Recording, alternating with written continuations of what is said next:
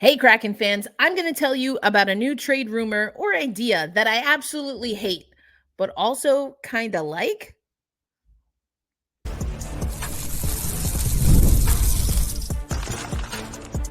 You are Locked On Kraken, your daily podcast on the Seattle Kraken, part of the Locked On Podcast Network, your team every day.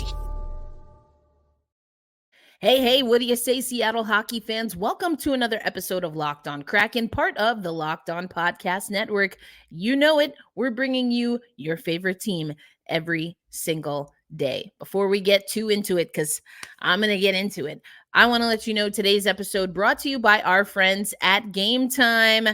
It's time for you to download that Game Time app, create an account, and use promo code LOCKEDONNHL to receive $20 off your first purchase. Terms do apply, and we'll talk about that a little bit later. Woo! Oliver Bjorkstrand, our most recent All-Star, apparently a part of trade conversations. And I'm going to tell you, if you're an everydayer, if you're an OGer, you know how I feel about Ollie. How I feel about Oliver Bjorkstrand. We even had Ann Kimmel come on the show to talk about the All-Star game, especially because I felt like Philip Forsberg and Oliver Bjorkstrand didn't get as much respect as they should have gotten. I've told you all season long last year that Oliver Bjorkstrand, primarily when he was with Ellie Tolvanen and Yanni Gord, that I liked that line. I thought they were one of the more productive lines. So to see him a part of trade conversation, what are we doing? What are we doing? What are we talking about? How are we going to build a franchise? A successful, a winning, a franchise that can be a sustainably good top franchise if we're trading away players that have impact. And then I thought about it. We're not a particularly well put together team right now. You know that I feel that if you're an everydayer, if you're an OGer. I've gotten a little bit more comfortable with switching out Disco Dan for Dave Hakstol. That being said, if you listen to the show, you know that I also feel that if there aren't things changing at the front office, I'm not sure we're going to be setting up Dan Bylsma for any better success than we did for Dave Hakstol. I do think they're different coaches. I would argue that there's a little bit more there with Disco Dan, but that's yet to be seen. We know what he did in Coachella Valley, and I like what he did in Coachella Valley. But something's got to give at the front office level. And as much as I hate to admit it, utilizing pieces that are successful for what we have now, even though it's not great, that shows value, which is, of course, why you would want to keep someone like Oliver Bjorkstrand. But it's also precisely why a team like the Seattle Kraken might need to trade Oliver Bjorkstrand. This is in part, what I'm about to say, I should say, is in part some analysis done by Fansided. They have an article, 30 NHL stars who could be traded this offseason. As the Stanley Cup final comes to a close, it's now time to focus on the NHL offseason. There are some absolute superstars who could be on the trading block. And then names some players like Marner, Brady Tkachuk, and Trevor Zegras. But at number 13, for the Seattle Kraken is our beloved number 22. We love you, 22, Oliver Bjorkstrand. I don't like it. But after what I just told you that I've been saying, that things have to change at the front office level, you have to make some of these moves. And it hurts my soul that the way we've operated prior to could potentially mean that we are in a position where if we really do want to get better, that Oliver Bjorkstrand might have to go. You know, I was gutted, hurt deep within my core regarding Ryan Donato. Ryan Donato, Oliver Bjorkstrand, to me, these are like through and through Kraken players. They get it. They understand it. They work hard. They're good guys, as far as I know. They've always been nice to me. Great to interview. Ollie's a little shy, but you can open him up and he has a good time. He's a little more reserved, and I get it, but never unpleasant. And some of that is outside of the hockey stuff. But even if we're talking hockey, I think Donato lower, bottom six, but very good, very effective, very efficient. Oliver Bjorkstrand could be a bubble, and we've seen him move throughout the lineup. So anyway, I know I keep selling why we should keep them. Here's what I found interesting and why the Seattle Kraken might need to move him. And I will preface this with trigger warning. There is a reference to the Golden Knights and the Kraken trying to do what the Golden Knights did. Just get that out of the way. The Kraken are trying to compete. If the Kraken are trying to compete like the Knights did as an expansion team, it hasn't worked out that way. Fair. I had to eat my words, my big, bad, bold predictions. Some of you know about that. But if we get it done in less years, as a lot of people have told me, maybe it's still a good, bold prediction. Anyway, now they need to retool the roster to build a sustained winner. Yes, to build a sustained winner. And this is something that I said the other day. They need more young players to build around Beniers. I was talking about Trevor Zegras. I got it. Y'all don't like him. I'm not saying he's a good fit, but I think you have to entertain younger players like that and then let the Eberlys, even I'd argue even a McCann, be that anchor, that veteran presence. All right, what do we know about Bjorkstrand? He had a career-high 59 points last season. He was an all-star. Oliver Bjorkstrand, these were his numbers last year. 82 games, 20 goals, 39 assists for the Seattle Kraken. He was a 20-goal scorer for us also last year. He had 28 goals in 2021-22 for the Blue Jackets, which still holds as the highest tally in his career. So only, a couple of seasons removed from that. But again, 59 points. He had 57 points in his 28-goal season. So being a facilitator, he's slippery. He's edgy. He's, we'll talk about someone else potentially who could be in the Kraken pipeline, who I just like their game. They're smart. They're gritty, unassuming at times. But if you poke the bear, you're going to find out. Oh, Bjork around. Find out. We had him on camera talking about that. But that's real. Again, just don't mess with Bjorky. And I would love to not have to move him. But for all the reasons that I would love for him to stay with Seattle are at least some of the reasons why he would have value added. But here's the thing. What do you get to replace Bjorkstrand? And that's where, of course, you never know. These are trade rumors or suggestions. This is a one-sided scenario where they're not necessarily saying where Bjorkstrand might go, what value you might want, other than a broad blanket, younger talent. I would argue probably offensive talent. So why not some other players like Brandon Tanev? We talked about him yesterday. Yanni Gourde, we talked about him a little bit yesterday. And again, maybe writing on the wall with Yanni Gourde, but that's kind of it. Because those guys, in my estimation, have been kind of saying it might be time to part ways. This is what the article says from Fansided. Gourde and Tanev might seem like more likely options on paper, and because they're in their final deal. But again, that's what this writer, let me make sure I get the name for you. It was over at Fansided, Nick Villano. So Nick is saying that precisely why that's precisely why you might want to consider Oliver Bjorkstrand. You maybe get a little more value. You get a little more flexibility for someone who's not in their final contract year. So going into 24-25 next season, that will be Yanni Gourde is on contract. He's a UFA in 25-26.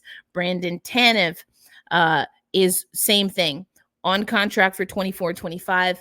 Contract unrestricted free agent in 25-26. With Oliver Bjorkstrand, he's not an unrestricted free agent until 26-27. So going back to the article, while there are literally dozens of superstar players in the final years of their contract in 24-25, having a player with a little more term adds to the return. And then that leads me to ask, are we in desperation mode? Are we in proper retool, rebuild mode? I mean, we got rid of a coach. So with that kind of comes the assumption that there are going to be some changes. I would think. I mean, we've got two vacant head coaching positions, or excuse me, two vacant assistant coach positions. We've got a new head coach, Dan Bylsma, coming in. We have some players. We talked about Tomas Tatar. What is that going to look like? Pierre-Edouard Bellemare, Chris Driedger. There's a lot of flux. We are in flux. So whether it's a retool because it's out of necessity or a retool for the next vision, maybe the two are the same. I don't know. But are we desperate? Are we desperate enough to get rid of Oliver Bjorkstrand? And I guess maybe the question comes down to, is that a desperation move? Or is it just resigning to the fact that what has been isn't working? I don't know. Are those two the same? I think they are similar. They can be similar, but I don't know that they're exactly the same. This is what we know. The Seattle Kraken need a change. They've already made a head coaching change, but as I already told you, changing the head coach does not fix the defensive breakdowns. It does not fix the goaltending and the inconsistency we have at goaltending. It does not fix the injuries that we've been seeing prevalent with the Seattle Kraken. And it doesn't fix that, again, I feel that the Seattle Kraken put all of their offensive eggs in the Burakovsky basket. We've talked about this a lot. And those eggs cracked a couple of times. 3 times alone last season. He came back from injury 3 times alone last season.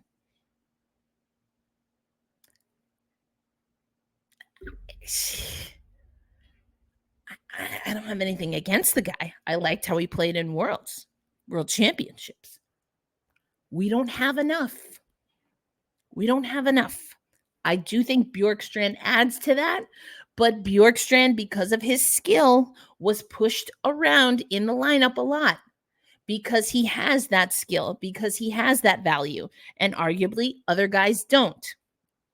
But here's the thing. You get rid of Bjorky, are you getting rid of those guys too? Are you getting rid of some of those guys too?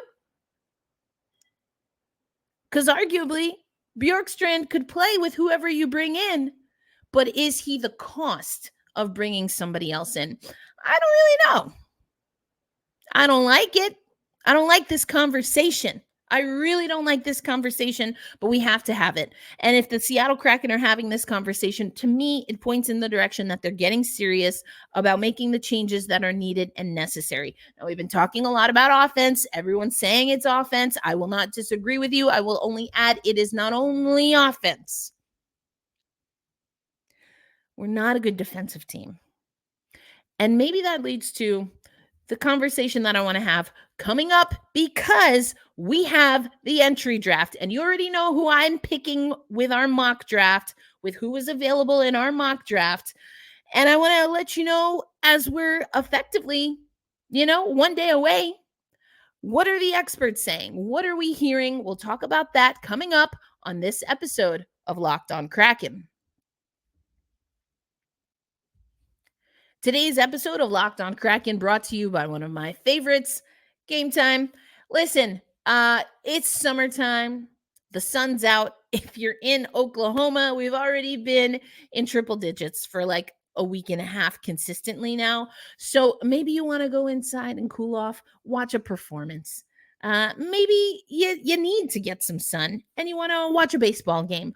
Or, maybe what's good and you want to go to Phoenix to catch the WNBA All-Star game and the 3-point contest. No Allie Quigley, but will we get Caitlin Clark and Sabrina Ionescu? I'm just saying, I'd like to see it. And the way I can see it, well, if I didn't have a media pass, is to go to Game Time. You download the Game Time app on your smartphone and you create an account. You use our promo code. That will get you $20 off deals that are already great. last minute deals, flash deals, specific zone deals, all of the deals for all of the things, sports, performances, anything you can think of. And I love the game time guarantee. You find something for the WNBA 3-point contest and you find a better deal, Game Time will give you 110% of your purchase back. That's how much they believe in their product. They will guarantee the lowest price. And for whatever reason, if it's not, you get 110% of your money back. So download the Game Time app, create an account, and use promo code LOCKEDONNHL for $20 off your first purchase. If you're watching on YouTube, hi YouTubers, it's right down below. If you're listening on audio, hello, muchas gracias. You can check the show notes for the link if you need it, but that's Game Time. Download the Game Time app and make sure that you get the hottest tickets for the best price. Of course, you know how it is. So download the Game Time app. Last minute tickets, lowest price, guaranteed. And of course, don't forget that terms do apply.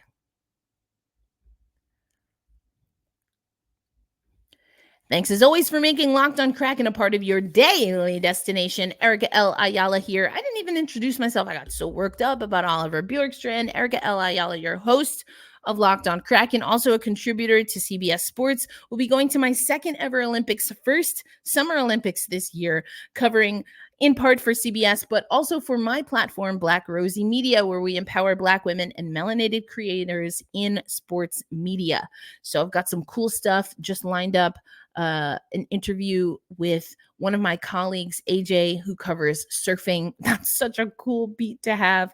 And going to talk about the surfing events, going to set up some things at the Team USA house. So we're working to coordinate that. And then if you're a women's basketball fan, also going to connect with LaChina Robinson in London as she gets ready to cover the women's basketball tournament for NBC as one of the broadcasters. So we've got a lot of fun stuff for you. Also, don't forget to check out Locked On NHL. Of course, everyone's talking about the draft, and I will in just a moment. But you don't want to forget, we also have the women's hockey spotlight, and I have some pretty cool interviews that I've lined up. So we'll drop those in there as well. So it's just going to be more hockey coverage. Just, we have the draft and we can have other women's hockey coverage.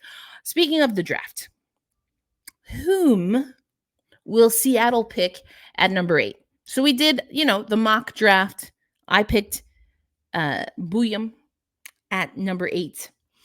And, I really like Buium. I mean, I don't know that there's anyone that's going to convince me that is not a good pick.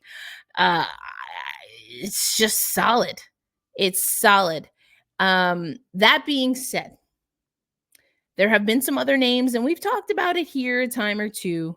We've talked about it here a time or two on the show, but I want to go over what some experts are saying. I'm the Locked On Kraken expert. I am the Seattle Kraken expert. And when it comes to the prospects, I will always defer to other people. And then I'll let you know if what they're saying about this person fits with what I think the Kraken vibes are. Kraken vibes are important. So we talked about Zane Parekh. Really tempting. Not even going to lie. And expert, first we have Mike Morial and company over at NHL.com. 33 goals, 63 assists this past season. 16-year-old rookie defenseman, the most goals ever in 22-23 with 21 goals. That's the most ever for a rookie defenseman. 16-year-old rookie defenseman. And he's pretty dynamic. So he helped win the Memorial Cup top prize in the CHL. He won the Max Kaminsky Trophy awarded to the OHL's top defenseman. He's a right-handed shot. Told you about, getting the most goals as a 16-year-old rookie. He's described as an offensive force. I like what Adam Kilman and Mike Morial are saying here. They agree. They like an offensive force for the Seattle Kraken at 8. If you listen to the show regularly, you know why, and it's a big reason for me why it's a no for me, dog. He's been called a defensive liability. Now, listen, if you're an offensive player, aka a forward, a skater, well, defensemen are skaters as well. But if you're an offensive player, a forward, and you're a defensive liability, anyone who's not a centerman,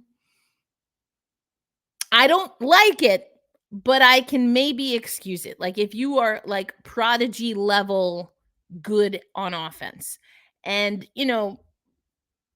pretty solid numbers, not even going to lie, for the young guy.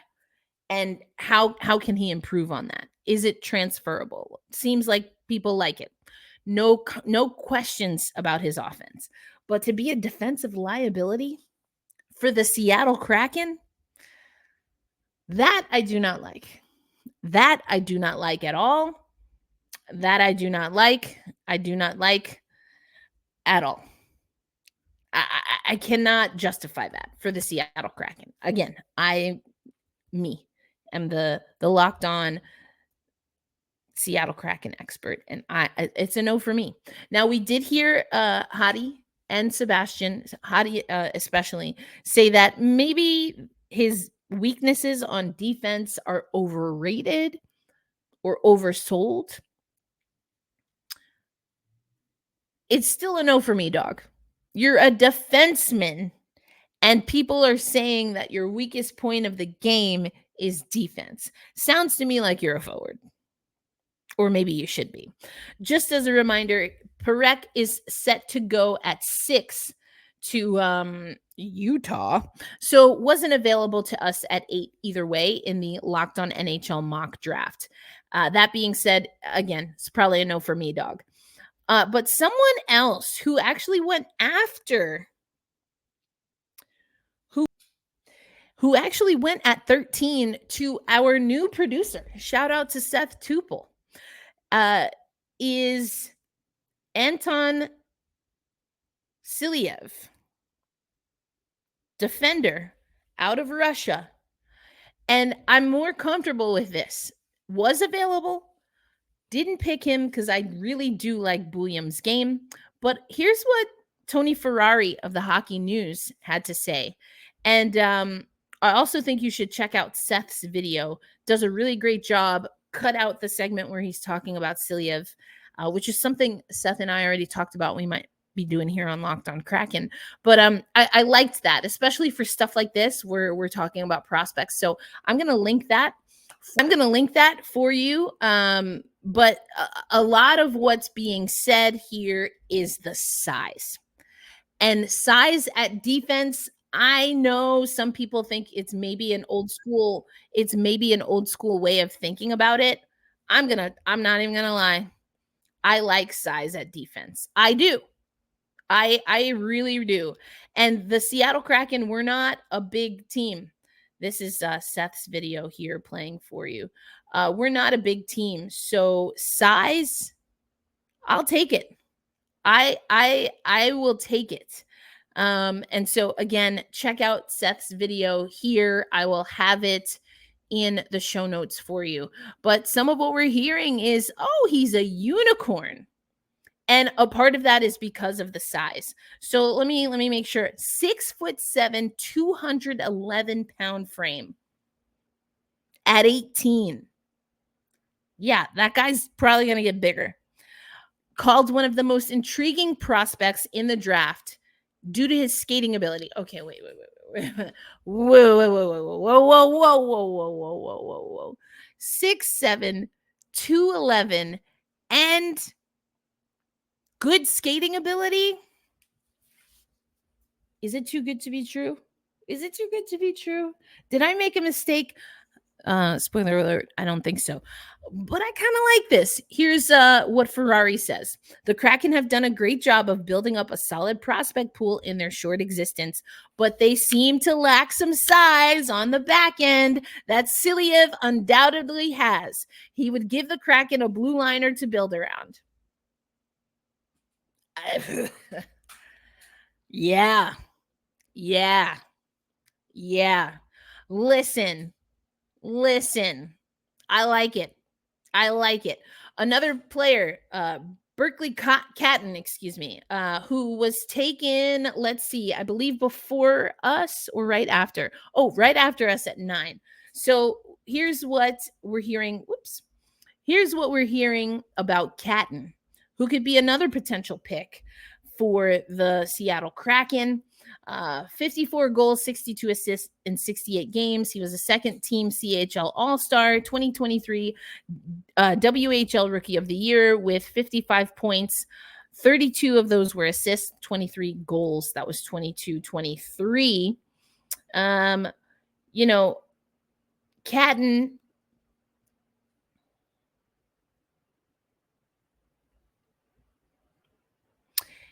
Catton has familiarity with the Pacific Northwest, played for the Spokane Chiefs. And the general consensus seems to be that the Kraken will go the defenseman with their first pick. Well, we've already talked about two that are pretty solid, very different. We're talking about now a forward. I guess 3 would be Buium. But Seattle could potentially go with Berkly Catton. 18 years old. Great highlight reel. Number 1 overall pick in 2021 WHL Bantam Draft. Team captain for Canada Red at U17, 2022 U17 World Hockey Challenge, and helped Canada to bronze in the 2023 U18 Worlds. Left-handed shot. Doesn't have a big frame at 5'10", so very different than what we just talked about. But, quote, his skill is too good to ignore, Jason Berkala of Sportsnet wrote. He's considered the number 8 North American skater by NHL Central Scouting and is one spot up from his midterm ranking. Not bad. I do want to see us take a defenseman. I really do. But not bad. And then that leads us to who I picked. Zeev Buium. Scott Wheeler agrees with me, so naturally we'll end on this. Believes the Kraken will go defense with their first round pick, going with University of Denver lefty Zeev Buium. There is a strong possibility Buium is gone by the time it's our pick, which, for all the reasons that I like him, I think everyone else is going to like him too. He's from California, so he gets to stay closer to home, Wheeler wrote. But he writes, I don't think there's a better potential fit in this top 10 than Buium and the Kraken. I agree, Scott. I agree. Actually, I think I met Scott officially for the first time in New York when the Kraken were playing the Rangers. Anyway, that was an aside, to say the least. The Kraken get a premium D prospect they've yet to draft, and one who checks all the boxes their scouting team seems to have coveted in its infancy.